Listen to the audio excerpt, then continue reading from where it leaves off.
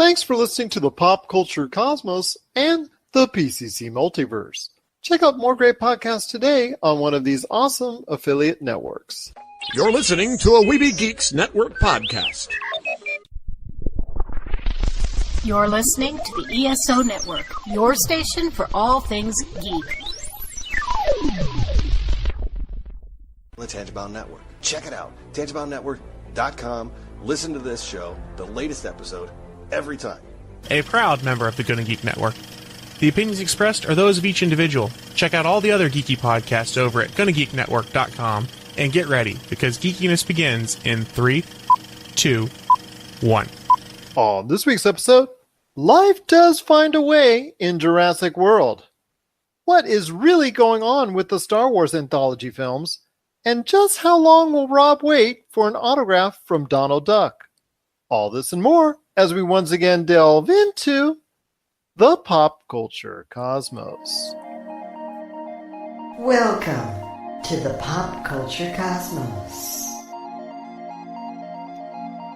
Welcome back, everyone, with the Pop Culture Cosmos. My name is Gerald Glassford from the Pop Culture Cosmos and Game Source. We truly appreciate you listening to all of our programs, and a special shout out to all of our new audience members that are out there listening to our shows on our brand new networks on KBOG 97.9 FM, Bandon Community Radio, Youth Jam Radio in Perth, Australia, and also Variety FM in Australia as well. We thank you so much for listening. But it wouldn't be a Pop Culture Cosmos without my good friend, actually two good friends. They are the minds behind Humanica Media and Hyperschmitt. I've got Josh Peterson and Chad Nathaniel Smith. How's it going, guys? Hello. Hello. I feel like you wanted to make like a peanut butter and jelly reference. No, I was maybe like a, you know what? Yeah, let's go with that. Peanut butter and jelly reference. There you go. But it's going to be a great episode we've got for everyone out there today. We're going to be talking a lot about Jurassic World's big weekend at the box office. We're going to be talking about who holds the upper hand in the Burger Wars and a whole lot more. But first, let us start off with the big topic for discussion, and that is the Star Wars Anthology series.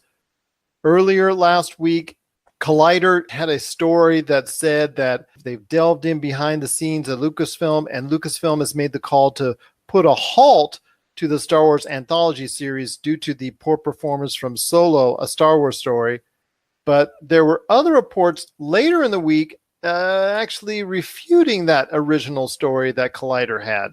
So I guess at this point in time, we're trying to weed through all this mess right now going on at Disney and Lucasfilm when it comes to the world of Star Wars.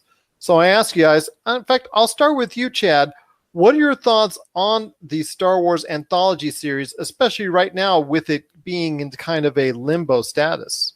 I would like to believe the news is false about Lucasfilms doing what they're doing, because they're such a big company that it would kind of be weird to let one little hit kind of falter them that much. It's like they're Disney that's partnering with Lucasfilms. Like, it's pretty much a monopoly right there, on some pretty great stuff. So I would hope that they wouldn't let one movie kind of like stop them from making some others. I'm excited about some of the other movies in the anthology. I really hope that they don't put a hold on it, just because Solo took a little bit of a hit. You're not going to be able to win everyone. I think that they need to just keep going as strong as ever. Solo, A Star Wars Story has been reported to maybe lose anywhere from $75 to $100 million.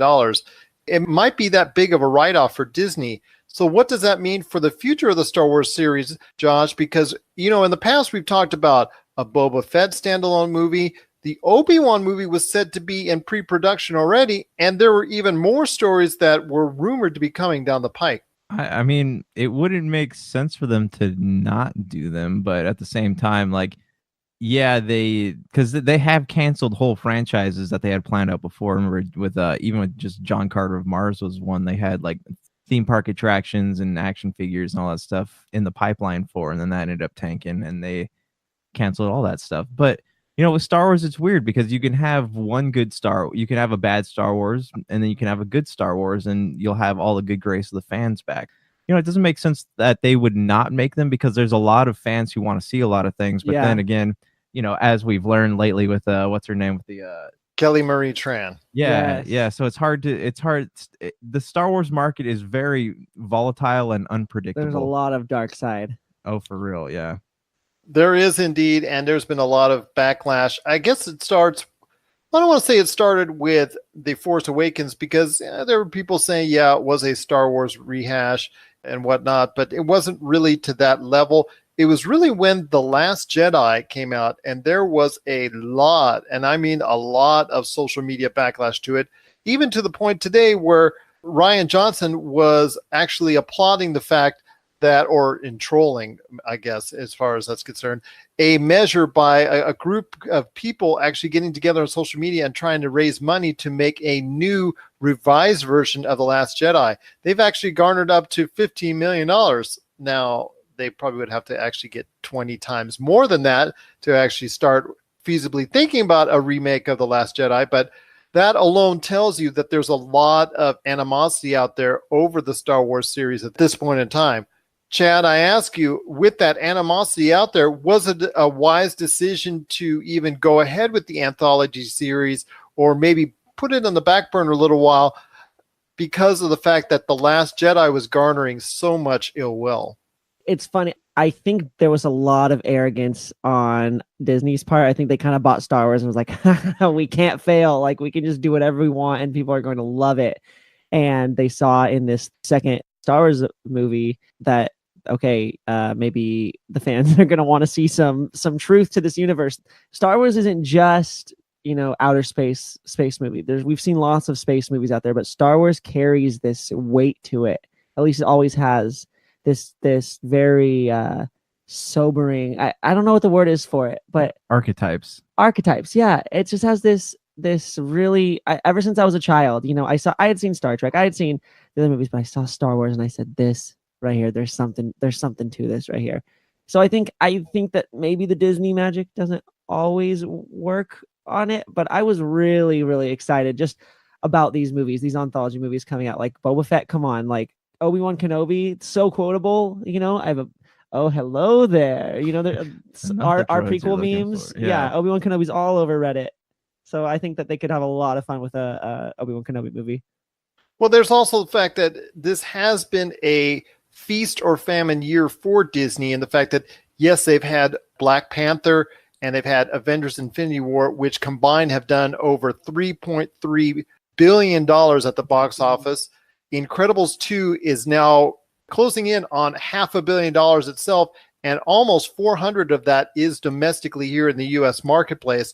Wrinkle in Time did only $100 million in the box office and didn't do much more internationally. And now we see the issues with Solo, where it probably will not even get close to $500 million worldwide at the box office. So this leads me into the question that I'm going to ask you now, Josh. I mean, we know Ant-Man is coming on the way, and that seems by all accounts so far to be a pretty good movie in as far as the Marvel concept is concerned. So there might not be issues there, but coming down the road to a new Star Wars movie, Episode 9, December of next year, do you see a problem with that going forward, or do you think people will have a renewed faith and love for the Star Wars universe by the time that rolls around, or Obi-Wan or anything else comes along after that? I would hope that it'd be renewed. Like, J.J. Abrams is a director to get stoked about, but I want to go back to The Last Jedi for a minute, because honestly, I feel like all of that is Disney's fault. They should have known Star Wars is not an independent film, so you're not allowed to take risks like they did with Rian Johnson. What Rian Johnson did, he knew was going to divide Star Wars fans, and the point of a Star Wars movie, especially something with such a huge budget and a huge fan base, it's not to divide the fan base. It's not to be a divisive movie. You want to make something, I know it's very formulaic, but you would think that the point would be to make a movie that everybody wants to watch. And J.J. Abrams has always done a great job of that. But the whole thing with Rian Johnson, I think Disney is only to blame for that, whether you liked it or not. Yeah, going back to J.J. Abrams, yeah, he's definitely a director to get stoked about. I can't remember even watching a movie by him that I've been disappointed by. So especially Star Wars. He aligns with Star Wars movies, I feel like, so well. Yeah, and like because he did a great job of rebooting Star Trek, especially. So I mean, this is his genre of film. So I think that putting J.J. Abrams back in the driver's seat for this next Star Wars movie can only help them. They should have done it for the eighth one. Oh as yeah, well. yeah. I'm always. They should have. curious. I wish they had him do all three of them. Yeah, I wish I could have seen like what his original script treatment was like for The Last Jedi. Yeah. So you guys are cool with an Obi-Wan movie possibly coming out, but after that, like I've said before, Boba Fett, Lando, they've all been rumored to be Star Wars anthology stories coming down the line, plus maybe some original ones like, well, actually original concept, original story, whatever you want to, that's been put in the Star Wars timeline like Rogue One was. So you guys would be okay if the Star Wars anthology series continued, because you see this only as a little blip in the radar failure when it comes to Solo, a Star Wars story. Yeah, I think maybe they need to, instead of putting a halt to it, maybe just kind of reorganize which movies they're going to do next. Like, okay, guys, we get it. You didn't like Solo, but hey, check it out. Yoda's coming out. Like, I think That's even worse. Hey guys, I agree with you on that one. Amidala, the movie, Oh, not even Queen Amidala. Well, I mean, this goes back to something that Josh, you and I have talked to before on our previous episodes, is Boba Fett. There is a niche crowd that absolutely goes gaga when they heard the story that there's a possibility that there will be a Boba Fett entry in the Star Wars anthology series. But for us, it was just like, so no big deal. I have a feeling that movie would be a lot more apathetic and actually garner less than Solo, a Star Wars story. I think if you're going to do it, you'd best be putting it on a television or streaming type format, don't you think? Yeah, I think so. I think they need to kind of reassess the movies, like what Chatty was saying, is that don't just assume like, oh, this guy sells action figures. He has the most not expensive, but most valuable action figure of all time. So we're going to make a whole film based on him. That's not a millennial judgment right there. Yeah, for real. They need to find out like what characters people would actually be interested in seeing movies on. Like Rogue One, I thought was amazing because it told a story that we had grown up hearing about while watching Star Wars. But, I don't really, there's a lot of these characters I just don't really care about. I don't care about who'd be the last character you cared about aside Jar Jar Binks, the movie. I would love to see a Boss Nass movie. Nice. All right, cool. Let's not go there. But a lot of these stories, I believe, can be told on a smaller format, on a smaller screen, including what we've also talked about before when it comes to Jon Favreau and his upcoming Star Wars television series that he's going to be creating. You can delve into several episodes and make it over the course of a season on a Boba Fett storyline, Lando storyline, and even more. Although I agree with you guys, I still think Obi-Wan can be good on the big screen. I will say this, that it is time for maybe, like you guys said, for Lucasfilm to reevaluate what the Star Wars series is all about, and if they want to go ahead and continue on the path they're doing, because either which way, whether they continue with it or they don't, they still have to make a sound decision in doing so. I understand that they want to recoup the $4 billion that they paid out to George Lucas for Lucasfilm, but they don't need to get it back that quickly if that just means heavy losses each and every time out. Completely agree. It's a very precious thing that they bought. Like, it's Star Wars. It's magical. And Disney's magical, but maybe the two magics don't mix. You know what I mean? They need to figure that out. They do. And like I said, Star Wars is not an independent film property. So you can't just say like, oh, I'm going to make this meta thing here and it's going to appeal to millennials, but not to people who have been watching it since the 80s. Like, okay, it's the whole thing too with like, that Voltron cartoon. They're like, this isn't for the kids who grew up in the 80s watching this, for modern people. But with Star Wars, you don't have that luxury. Like, you need to appeal to both, because they're forgetting that the people taking their kids to see Star Wars are the people that grew up watching this in the 80s. So you don't have the luxury of making something you'll be like, who's really going to appreciate this? The new people. The Utes. They're going to really appreciate this. Like, they don't have that luxury. Yeah, it's true. They have to appeal to just such a wide audience with it. Yeah. Well, this goes to a question I have to ask you guys, and that is, Kevin Feige has been one of the main cogs responsible in developing the Marvel Cinematic Universe. he wasn't actually the top guy in charge when the Marvel Cinematic Universe started, but he helped get the ball rolling. He helped it start getting into a nice flow. And obviously, with where we're at in the Marvel Cinematic Universe, you can't say anything but that he's done an excellent job with the Marvel Cinematic Universe. As soon as he was allowed to take over the full creative control and the full control of Marvel as far as the whole direction for it is concerned. So I ask you, is there an issue with at the top or maybe somewhere in the creative direction with Star Wars? And do you think that needs to be changed in regards to where Lucasfilm is concerned? Just maybe get a new direction or just come to an agreement on what direction you're going to? Because not only do they have episode 9, the possible anthology stories, but also they have on the queue the Game of Thrones writers writing one set of a universe of movies. Then you have Rian Johnson supposedly creating another universe of his own. Who knows where these timelines are going to fall, and who knows when movies are actually going to be showing up on screen. But is it a little bit confusing now to this point? It's because to me, it's becoming more and more like the DC movie universe with each passing day. Are you talking about whereas like the studio heads are kind of... Yeah, I'm not to say Kathleen Kennedy, because she's been a part of that whole...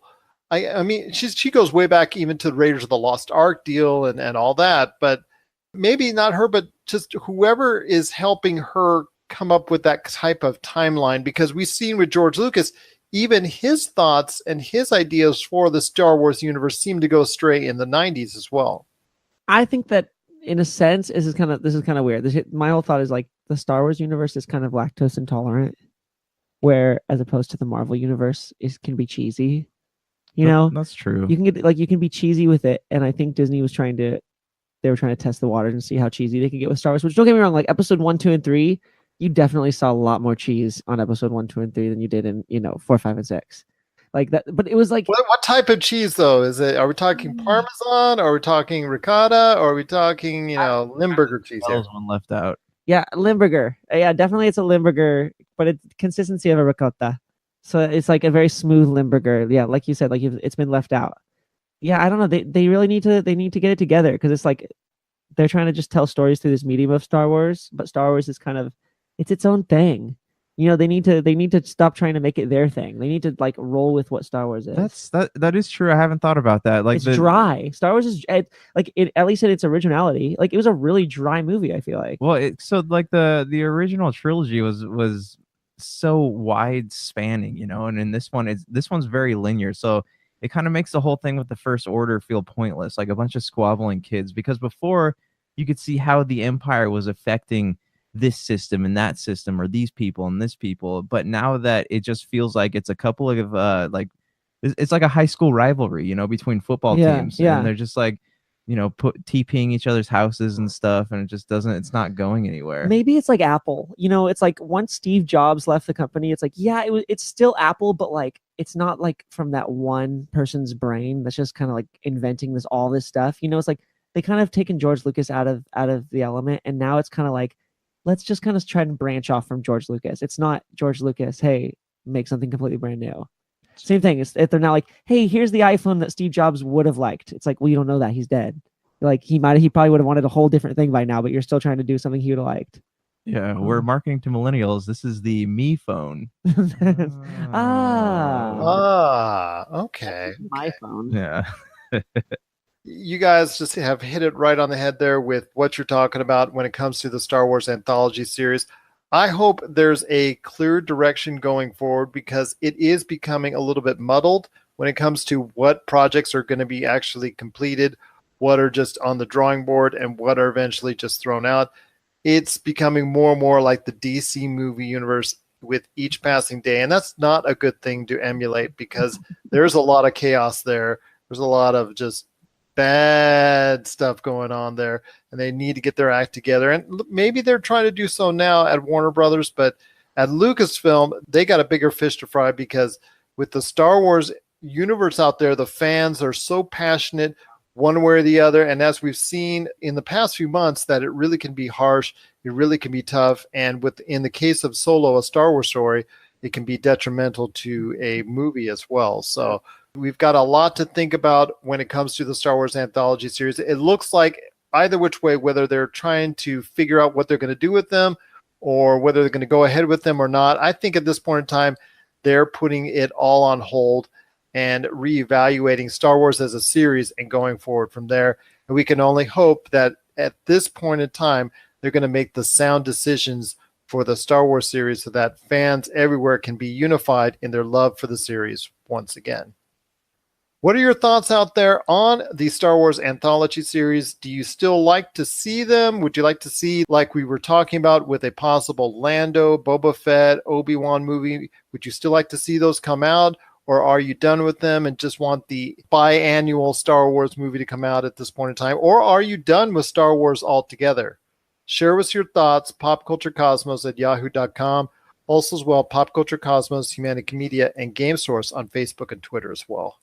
Well, we still got a great show for you. We've got Rob McCallum coming up next in a Cosmic Crossfire. We're going to be talking a lot about Jurassic World. We're going to be talking about the Roseanne Show without Roseanne, MoviePass, Burger Wars, and a whole lot more. This is the Pop Culture Cosmos. If you're tired of sifting through flea markets for rare and unique games, we can help. Retro City Games in Henderson, Nevada, only 5 minutes from the Las Vegas Strip, has all your favorite gaming staples, classics, and a wide selection of rare games with new stuff always appearing on our shelves. Come in and chat with Nicole or Doug about your love of games and watch as they help you complete your collection or find your childhood favorite. And don't forget, Retro City Games loves trade-ins. So if you have any Nintendo, Super Nintendo, Sega, Xbox, PlayStation, or even PC games, come in and visit Retro City Games today. Welcome to the new metropolis of gaming, Retro City Games.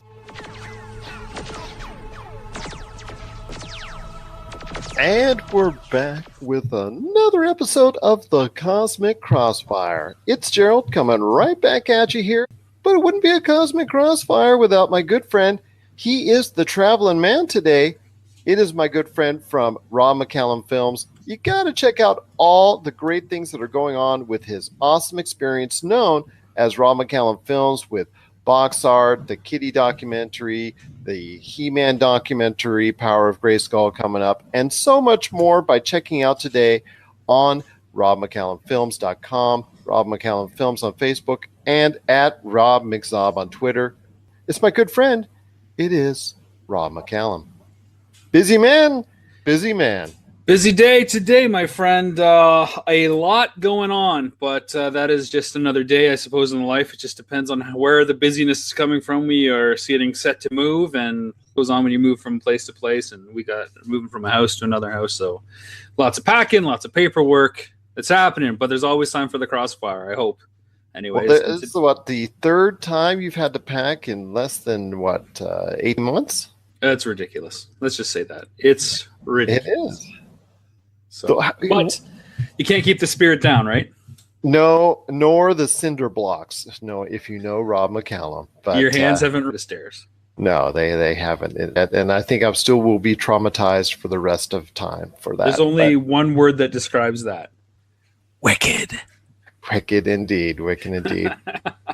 But we're here to talk today about pop culture, and I know you're extremely busy, and we truly appreciate you taking the time to talk to us today. But pray tell, Rob, what's on your mind when it comes to pop culture? Last thing I want to talk to you about, since we're talking about waiting 28 years for a film, the last thing I want to put out there, this goes back to our ongoing discussions of theme parks. We talk about theme parks in a bunch of different ways. There was big news that Tokyo Disney is doing a $2.8 billion expansion with worlds for Frozen and Peter Pan, and including an in-resort hotel called Disney Sea, which of course echoes what's going on with Star Wars and the in-park hotel that they're doing there at Galaxy Edge. It was Donald Duck's birthday not that long ago, and there was a wait for 600 minutes to meet Donald Duck at Tokyo Disney. This is 10 hours in line. You're going to wait to meet the character, who we all know is just some character in a costume, signing autographs and taking pictures. Is it worth the wait, Gerald? Should we wait 10 hours to meet Donald Duck? Oh my gosh. All I say is this. I have a daughter that's really invested into Disney and finds out all these things that you do when it comes to the Disney park expansions, the Disney insider news, and all that. And I got wind of this through her, and it's insane, man. I mean, the Frozen ride, when it came out, in Orlando, that one is just, people were waiting like 5-7 hours as far as for that as well, for a 3-minute ride. It's insane, man. I would not wait 10 hours. Now, if you paid me, that's a different story. And you paid me a lot of money, I go say hi to Donald Duck, but you'd have to pay me a lot of cashola, man. A lot of cashola. The other thing is, this was Wilderness Donald too, right? This was not like standard classic Donald. This was in Frontierland. This wasn't in, like in Epcot where he's got like the Calabrero, the sombrero. This was Wilderness Donald. So he's like an offshoot. 10 hours is a lot. And I'm sure it's going to be different when those autograph books get in my kids' hands and they want to get everybody signing them and getting it all settled. But 10 hours is a lot. I put it this way. I would make sure that I'm there at the park a couple days to get up early and try to get that Donald Duck autograph to complete the collection. But 10 hours is a whole day, especially imagine in the sun right now. But let me ask you this. What if your son or daughter, happened to be in Tokyo Disney and your son or daughter just had to have that Donald Duck autograph and you had to wait that 10 hours for it? Would you? Nope. Too bad. Tough love. I'd say we all need something to want and yearn for in life. You have this one thing now that you have to spend the rest of your life trying to acquire. It's called motivation tactics. Or you take the book to the restroom, say, I'm going to be right back, and then I'm just going to go. Let me see what I can do. Hey, look, Donald signed this. I ran into him. He went quackers. Yeah. Yes, he was on break. Yeah. Right there, folks. That is typical Rob McCallum. Hey, we'll get it done. It might not be the best means, but it'll get done. There you go. Why does it say Jay Bartlett on this autograph book? Don't worry about that. Don't worry about that. That'll do it for another episode of the Cosmic Crossfire, Gerald. I'm glad that we're putting out these standalone episodes too, not just cut up into segments as part of the PCC or the multiverse, yeah? That's correct, and it's been great. I tell you what, I truly want to again thank everybody on the Retro City Games Facebook page because they have been eating our podcast up like crazy, including your last full Cosmic Crossfire, which has garnered hundreds of views out there. We just truly appreciate them taking the time to listen to our shows. I cannot thank them enough for doing so. And again, everyone else that listens to us on Podbean, Apple Podcasts, and so many other outlets, even YouTube. You want to check us out, we're on several YouTube outlets as well. We just cannot thank you enough. In fact, if you want to ask us any questions for the show, you can always reach us, popculturecosmos@yahoo.com. Also as well, Pop Culture Cosmos, Humanity Media, Game Source on Facebook and Twitter as well. Plus also at Rob McZomb on Twitter, Rob McCallum Films on Facebook. And speaking of Rob McCallum Films, can we get an update of what's going on in your world when it comes to Rob McCallum Films? Oh, my friend, I got lots going on. I'm embarking, of course, on the 2 horror scripts that I told you about. I'm still working on the one before I shift my attention to the other. I've got a short film in the works that actually might involve some stop motion animation. That might tie into a new comic book project that I'm also kind of starting to get off the ground as a cross-promotion kind of thing. And lots going on for the Nintendo Quest video game, Gamer Quest as well. And we take control of an 8-bit J trying to collect games in a PG-like /sim-like reality that has you traveling from town to town, collecting these games in a universe where game collecting determines social status. And what else? What about Box Art, Power of Grayskull? Power of Grayskull is coming out soon. Still can't say too much. We were supposed to be in the middle of a massive marketing push, but then we had some things happen. And we are not doing that because we can't quite open pre-orders up for ourselves yet, but that doesn't mean our original release dates aren't holding. It just means the plans we had in motion have been put on hold until after the big release happens. Box art doing really well. We're going to be digging back into it as post-audio is starting to happen with music creation and other sound design drops, and just bring on a lot of people to be involved as third-party collaborators with different segments. So it is trucking along too. And you've got Kitty's Origins and Evolutions on Amazon. And you're also, speaking of Amazon Prime, you've got a lot of great things going on when it comes to Missing Mom and all those reviews. Yeah, Missing Mom has done incredibly well. We hit over the 250,000 view mark on Amazon Prime in just 2.5 months. So that's been really great for us to see it reach such a wide audience. More people continue to reach out every day, and those 5-star reviews that everybody keeps leaving have been really helpful and beneficial. Kitty Origins Evolutions continues to make its way across the globe as fans from every corner of the planet have been discovering the film and reaching out, saying how much they love and how much they've been waiting for this, to hear the story from Kitty's own words and not have anybody interrupted, and just have the band tell their story of what's happened over their 20-year legacy career and how it's shaped everything for them and everything else afterwards. Just so much on the plate for you, man. How can you just handle it all? I'm telling you. And a family man, too. Lots of coffee. Lots of coffee. Well, we truly appreciate you swigging back a couple of cups before you came on the show, and appreciate your inspired performance right here in the Cosmic Crossfire. I'm inspired by our discussion today. I'm inspired to quit talking about pop culture for another week. Fair enough. Fair enough. Rob, it's always so great to have you on the show. And of course, a part of the Cosmic Crossfire right here on the Pop Culture Cosmos.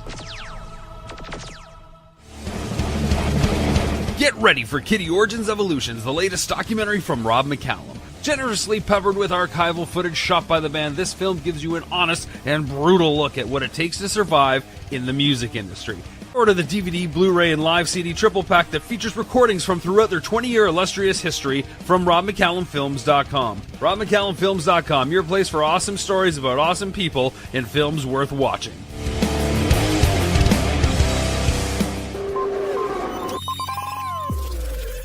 And we're back with Pop Culture Cosmos. We truly appreciate you sticking around with us. This is Gerald Glassford, along with Josh Peterson and special guest Chad Nathaniel Smith of Hyperschmitt. Just want to tell you out there, it's so great to have you listening to the show. If you need a list of all of our stations that we're on, what days we're on, what times, or a listing of where you can download our shows, check us out today on the Pop Culture Cosmos Facebook page or at Pop Culture Cosmo on Twitter.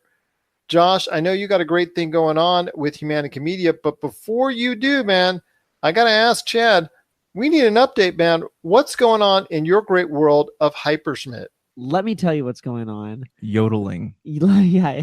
Lots of yodeling. We've pretty much gone in a whole like Swiss direction with that. Yeah, just yodeling left and right. Short overalls. Ricola. Yeah. Goats. I think I'm done writing music for this idea that I'm on.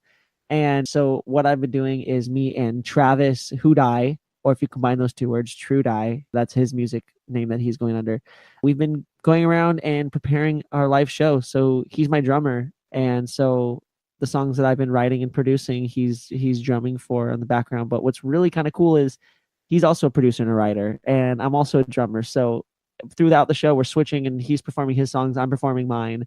Not only am I getting a cool vocal rest where I get to relax my vocal cords, but I'm getting to drum, which is not something you get to do as a lead singer. So that's something you truly miss when you're a drummer, not being able to drum. And so I wanted to do more than just play some drums during a song. So I think I'm his biggest fan of his music, and I think he really likes my music. So it works out really well. So we've been preparing music. We have a concert this Wednesday, and so we're just looking to just play lots of shows now. And you can find all of his great music today on the Hyperschmitt YouTube channel. That's HyperSchmitt. Hyper, and then Schmidt spelled like school and baseball mitt. Schmidt with an extra T. With one extra T. School mitt. Yeah, there you go. There you go. I need to figure out a better way to tell people to spell it.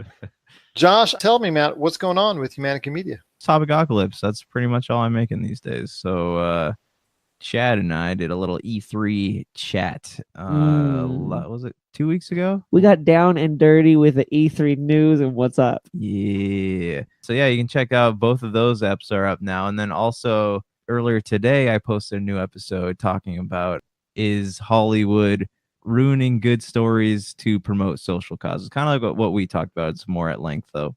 You can find all the great shows that he has as part of the Humanica Media universe, including Insights, Topicocalypse, What About This, and Super BS Gamescast. You can catch it today, all those channels on Podbean, Apple Podcasts, and so many other various outlets. Josh, Chad, Want to give everybody an update as well on some things that we have talked about. Want to give a big thank you to SiriusXM and their SiriusXM Spoke social media app for actually picking up our show as far as a bit from it when we were talking about the Roseanne show, the Roseanne controversy and what we thought of it, and as far as what you cannot say on social media and the consequences of it when you do. Well, it looks like ABC is going to go ahead with a Roseanne-less Roseanne show type deal, focusing on the Connors as a whole, especially, I believe, Sarah Gilbert, if I'm not mistaken. So quickly, Josh, your thoughts on this change? We knew it was going to come back in some form or another. We thought somebody else would pick up Roseanne per se and the whole show, but this seems to be like a more socially conscious version of what they're going to be doing now, minus Roseanne Barr. I don't think it's going to do well because, if anything, like, there's a lot of people against Roseanne, but there's a lot of people who are in Roseanne's corner. You know, not so much as approving of what she said, but more willing to forgive her for something. But I don't think the show's going to do well just because it's already wrapped in controversy. And if it ends up coming out and it's not that good after having all that hype, people aren't going to watch it. I think that there were a bunch of people in the studio and they had all gotten together, written some stories, and they were all like, okay, cool, like, sweet, like, you know, we're going to make money from this. Like, this is great. We have jobs and stuff. Then all of a sudden, this one lady tweets something and they're like, all this is at jeopardy. We can still make something out of this, right? Okay, let's just write something. So they probably wrote some stuff and they're like, okay, this is great. So I'm just guessing it's like a scrounge together the remains, and, you know, and they try and make their cake after it falls. Well, even if they make half the ratings that they once did, even with the last few episodes, they're still going to be doing better than a lot of the shows on television. Yeah, broadcast television. Yeah, right. Yeah. So when they tell you it's not about the money, it's all about the money. So it does garner ratings, and I think a Roseanne-less Connor show will still do some type of ratings. Whether or not it's going to be good or not, that I'm not sure of. We'll have to wait and see. Obviously, there's going to be a lot of feedback from it. I'm going to go ahead at that point in time and talk to our good friends at the TV Ratings Guide. They're going to let me know as far as the feedback from the shows and if it's still worth watching for those Roseanne fans who are looking for any type of content that's based in that Connor universe. One last thing we need to follow up on. Josh, you and I, for the Friday show, we talked at length about MoviePass and how much we enjoyed the value of it. And we were laughing and basically trolling on the attempts, or for lack of a better word, on the theater chains that were trying to do their own version of MoviePass and how laughable they were. Well, lo and behold, the day that we run the show, MoviePass announces surge pricing that could be coming into effect very soon, with surge pricing based off of popularity, time of day, is the movie just out, first weekend, that type of deal, which could create a less attractive feature for those that currently have or want to buy the MoviePass option. Do you think this is because it's not sustainable and they're starting to see that it's not sustainable? You and I both loved it, but I could sense in your voice when you were talking about on the Friday that you did not think it was going to be a sustainable model over the long term. And even though they do garner some funds in regards to third-party advertising, third-party promotion, things of that nature, you're right. It looks like it is starting to catch up with them, and surge pricing is involved in that process. They're having to pay theaters something. I mean, that's the only way that this whole system would work, but it kind of defeats the purpose to do surge pricing, to say, hey, you have to pay a certain amount, because people have the MoviePass because it's a bargain, but now they're raising prices and they're doing stuff like that. And they're like, you know what, you might as well just buy a movie ticket at that point. I agree with you. Chad, any thoughts? I think they just got a little greedy with it. You know, they started realizing, wait, we can make a little bit more money off of this, you know, and they're a captive audience. How can we benefit off of this? Okay, we're going to charge more off the new movies. Which is interesting. I wonder how much, you know, the ratings are changing because people, that word surge, you know, they're going back, and when these new movies are coming out, they're getting a lot of ticket sales, you know, the movie companies off of these brand new movies. So I wonder who's having to eat it, really. Is it the movie theaters that are having to eat the difference of all these people that would have been spending, you know, all this money on these tickets that are just using their pass? And they're, you know, the movie studios are expecting this amount of money from the numbers. So I wonder if they're like, oh, they realized there was a deficit, or Or are they just like, hey, we can make more money? Doesn't that sound great? And then the other guy in the board meeting said, whoa, we can make more money. I like that. And they, they cheered and high-fived each other and made that post.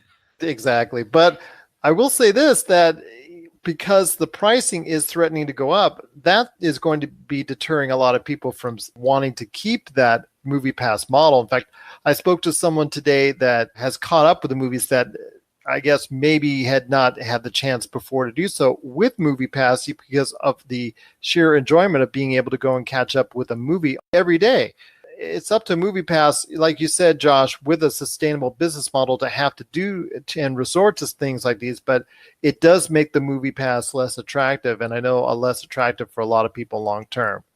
Speaking of movies, we just had one that hit huge in the U.S. domestic box office over this past weekend. It was Jurassic World Fallen Kingdom. That it took a bite out of the box office.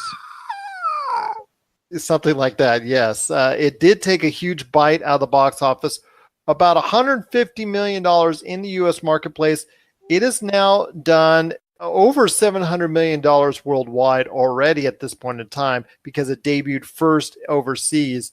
Want to ask you guys real quick, do you think that Jurassic World Fallen Kingdom will continue this type of success, or do you see it with a huge drop in the weeks to come as more movies come out? Ant-Man and Wasp, that's like the next big movie. So I think Jurassic World will do well, at least until that comes out. You know what's cool about Jurassic World is no one else out there is making movies like this. I mean, it's like, I know they're bringing dinosaurs back to life, but it's like, if you think about it, like, there's all these kaiju movies. Okay. That's like King Kong, these giant things, but no one's just, bringing back the simplicity of dinosaurs. It's true. Sans genetically modified dinosaurs. But no one's just bringing back, just these dinosaur movies where... And Jeff Goldblum. Come on. It's Jeff Goldblum. Yeah. What else could you ask for? We all love Jeff Goldblum. Put him in a dinosaur movie. Exactly. That's $300 million for you right there, just by having him in the movie. Like, Jeff Goldblum. Yeah. I'm in. I think it's going to keep doing good if they stay true to their Jurassic Park. Jurassic Park is like a Star Wars kind of thing. That's what I was telling someone that the other day, but Jurassic Park doesn't have a heavy mythology to build off. Well, it's dinosaurs. It's dinosaurs. It's already there. When you go to see a Jurassic Park movie, you know what you're going to get. You're going to get people screaming. You're going to get dinosaurs. People are going to get eaten. Be biting people with their teeth. There's going to be teeth and scary stuff. That's all. There's no like. You don't have to worry about like we're the origin of the Jedi. Oh, there's dark dinosaurs. This doesn't line up with canon. Yeah, you don't have to worry about any of that stuff. You just exactly. It's like, oh, cool. People just want to go and be entertained and then go home and they want to see one dinosaur mixed with another dinosaur. That's true. That fights genetic engineering. Yep. That has to be in the mix. Yep. It has played out very well to audiences. Like I said, $150 million here in the U.S., $560 million plus worldwide outside of the U.S. at the box office. It's truly a big hit. This obviously is going to lead inevitably to a third in the series. I know you guys still haven't seen it yet, but are going to see it this week. What do you look forward to in a possible third installment of the Jurassic World series? I want the gang to get back together. I want to get Dr. Grant, Dr. Sadler, Dr. Malcolm.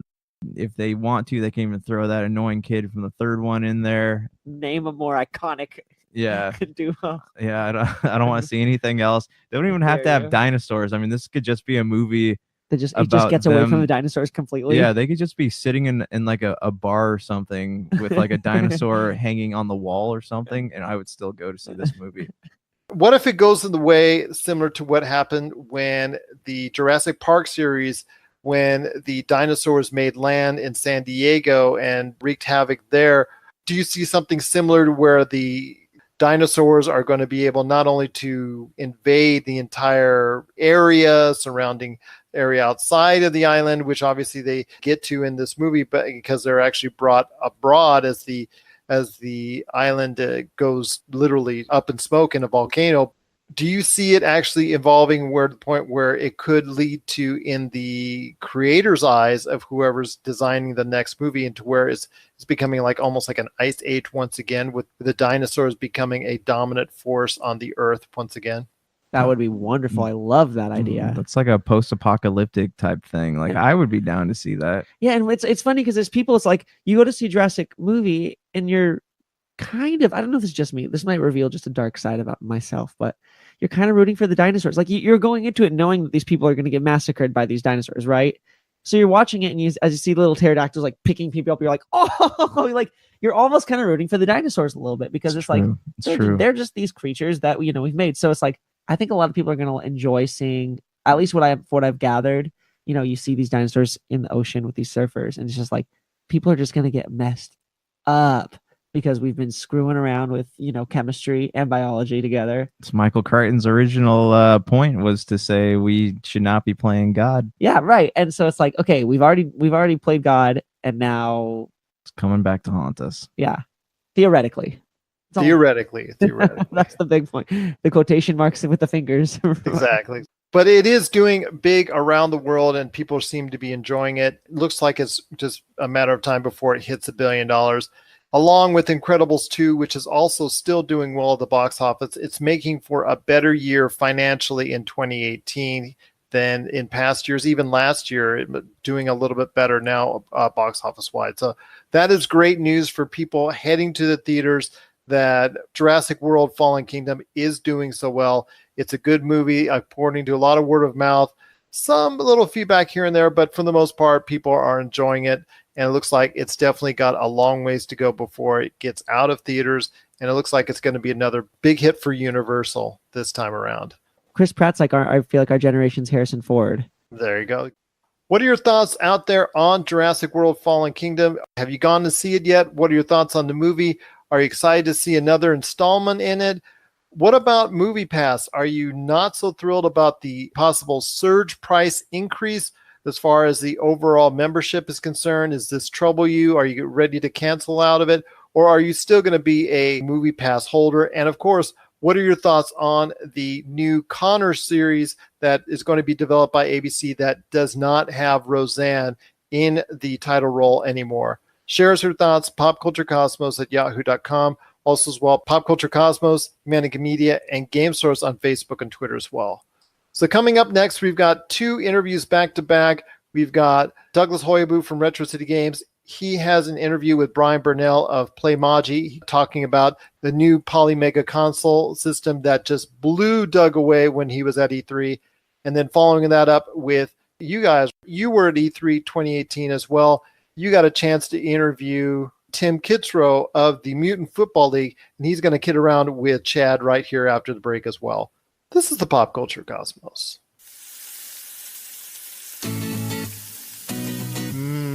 Nothing's better when grilling your favorite meal than adding some delicious Wheelie Q rubs, seasonings, and gluten-free barbecue sauce.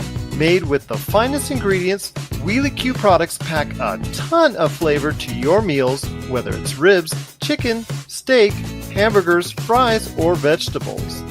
To get your hands on some of these tasty Wheelie Q items, head on over to www.wheelieq.com, and a portion of all profits made will go into finding a cure for spinal muscular atrophy.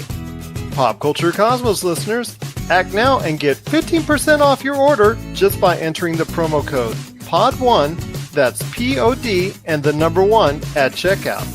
For the tastiest food on the grill, nothing's better than Wheelie Q items today at wheelieq.com. Hey guys, this is Doug from Pop Culture Cosmos. I'm here on the floor of E3 at the Indiecade, standing here with Brian, who's working on the new project for the Polymega. Why don't you give us a little rundown of what it is and what you guys are doing right now?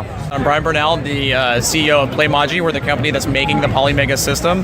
The Polymega is a new retro-focused modern game console. It gives you kind of some of the features that you would expect to see in a newer system from like Nintendo or Sony, but it's really focused on the modern, or on the retro console experience. So you have a base unit, which is compatible with optical disc games from PlayStation, Neo Geo CD, TurboGrafx CD, and Sega CD. But it also has hot swappable modules, which will allow you to use your original game cartridges and controllers for systems like Nintendo, Super Nintendo, Sega Genesis, and TurboGrafx 16. So that's a lot of consoles you're going to play. I know we talked about this earlier, but why don't you tell our viewers about, is it emulation, is it hardware? I know it's a mix of both. Can you expand on that? Absolutely, yeah. So our system uses is a new patented method called hybrid emulation. And what it does is it uses an FPGA as well as a traditional CPU in concert with one another. We have a custom memory controller which it uses to interpret cartridge data off of the cartridge in real time while running emulation on the CPU. So it's an entirely new thing that no one's ever done before, and this is something that we've invented. The games you physically put in will run off of the hardware, the actual chipset. It'll be true hardware, and the games that you rip to the system will be run off the emulator side. That's right. That's why we run emulation in parallel, is because if the cartridge is not inserted, you can't really, you still have to run emulation. Hybrid emulation only works when you have a cartridge inserted, but if it's a game that has a chip on board it, such as say Star Fox with a Super FX chip, or actually when you have that cartridge inserted, we're using the FX chip that's on the cartridge to emulate. And that's awesome. I know it's a big problem, especially in this space with the clone consoles that have come out in the past few years and everything. The quality of emulators and the quality of the way they interact with modern tech is sketchy. This looks amazing. I mean, we were playing it earlier, and it's virtually no delay. I mean, it looks crisp and clean on a modern HD TV. It's HDMI out, correct? Absolutely, yeah. We have HDMI out. We're not supporting RGB or composite. Our whole I guess vision for this project is how will games be played for classic consoles like 20 years in the future. And so while supporting the classic consoles and the classic TVs is great, we really are focused on just making this modern experience that you can have in your living room. Plug in your old cartridges, back them up onto the system, build your digital library, and have this be a thing that can sit standalone in the modern living room, and then have your awesome game room with your CRT and the original consoles and all that stuff, all built up for that final experience. Well, was that the inspiration for the console as far as like future-proofing, these old games that still have a market and people still go back to and enjoying a whole new generation is getting into? Was that the whole idea behind this, trying to future-proof that? Absolutely. Well, I ran into this problem when I went to Japan about, I guess it was in summer 2015. I came back, I dumped all my luggage out in my hotel room and filled each bag up with retro consoles from Japan and games, and I was really excited. I came back and I plugged in all my consoles and everything to my modern living room. I didn't have a CRT at the time, and I just realized, there's a lot of problems. The age-old issue, I guess, for everyone who's tried to do this is that the picture quality is not correct, right? It's not meant to run at this resolution. A lot of RF and composite from back in the day. Yeah, so you end up learning how to do things like RGB modding your consoles, replacing capacitors that are leaking, the upscalers, all that stuff. Yeah, and I was just kind of like, I come from a development background. I was a producer at Insomniac Games, working on Ratchet and Clank for a long time, and I basically kind of like looked around. I was like, I have this great team of people who have already, who are really smart in terms of hardware, in terms of software, and all of this stuff. We're basically like, there's not really a great console out there that does all of this stuff. And as a collector myself, I'm a huge fan of the PC Engine.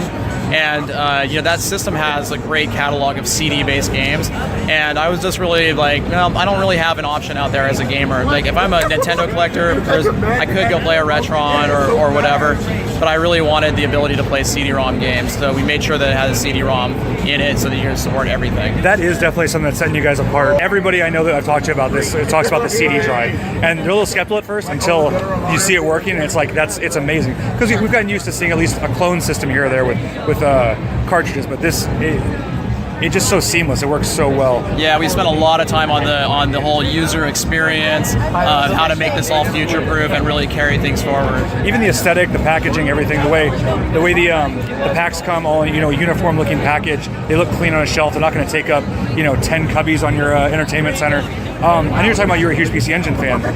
How is the support now or moving forward going to be with the import market as far as Japanese games, PAL games and NTCJ? It's 100%. We 100% support all the games.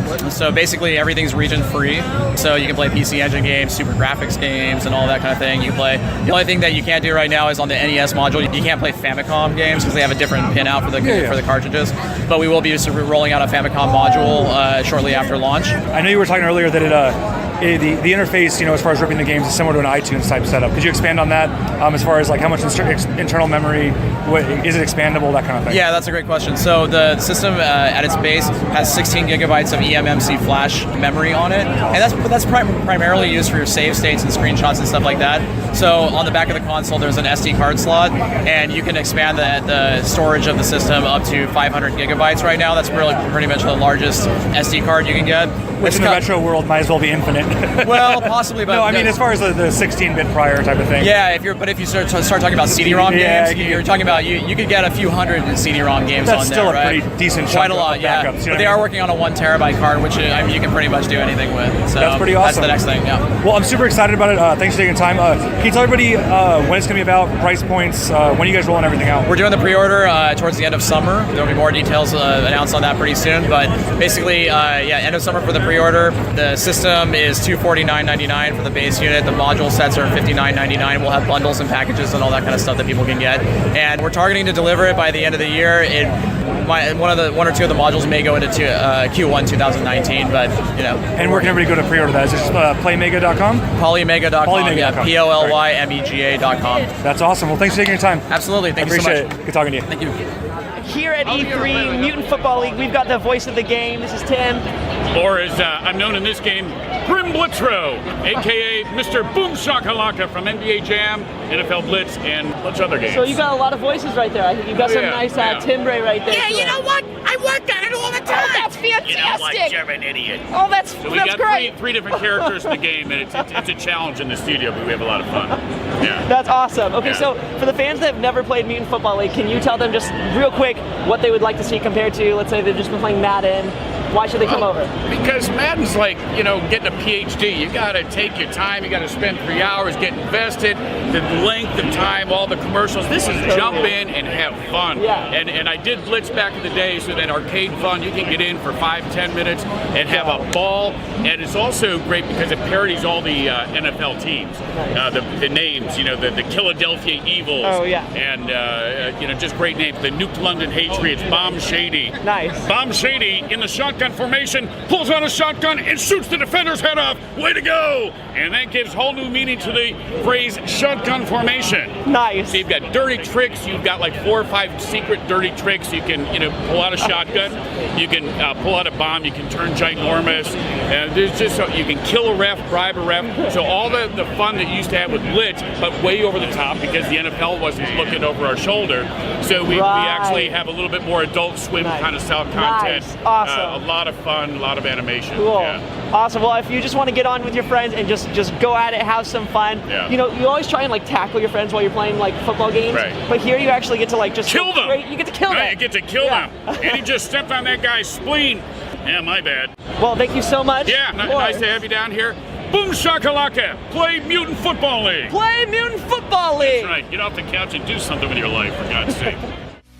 Based on the webcomic by Sarumaru, FX Unit Yuki is now available on the PC Engine and TurboGrafx systems. With 8 varying stages of hardcore 2D action, an awesome soundtrack, and intense boss battles, FX Unit Yuki gets the adrenaline pumping as you navigate through its multiple difficulties and endings. Check out old school retro at its finest today by ordering a CD-ROM copy of FX Unit Yuki for the PC Engine or TurboGrafx today at fxunityuki.com. That's fxunityuki.com. And we're back to close out the show. I want to thank Tim Kitzrow. I also want to thank Brian Burnell, Douglas Haughaboo, Rob McCallum for all appearing on the show today.